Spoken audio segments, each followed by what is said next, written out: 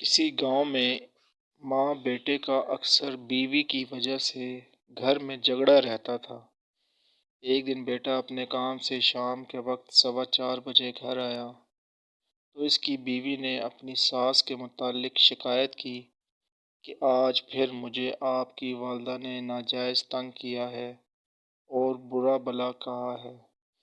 خاوند نے روز روز کی اس لڑائی کو ختم کرنے کے لیے اپنی بیوی کی بات سننے کے بعد گھر میں جلتے ہوئے چولہے سے جلتی ہوئی لکڑی نکال کر اپنی ماں کو اس جلتی ہوئی لکڑی سے مارنا شروع کر دیا۔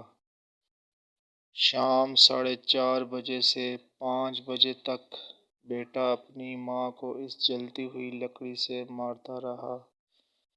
والدہ مار کھاتی رہی اور یہ بددعا دیتی رہی کہ خدا تجھے بھی ایسی ہی جلتی لکڑی کا عذاب دے اور تو بھی ایسے ہی تڑپے جس طرح تو مجھے تڑپا رہا ہے۔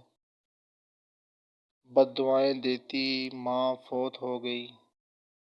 اس وقت سے لے کر اب تک جب شام 4:30 کا وقت ہوتا تو اس بیٹے کے جسم پر 4:30 سے 5 شام تک کالے داغ اسی جگہ بن جاتے ہیں جس جگہ پر اس بیٹے نے جلتی ہوئی لکڑی اپنی ماں کے جسم پر ماری تھی، اور اتنی ہی تکلیف ہوتی کہ برداشت سے باہر ہو جاتی۔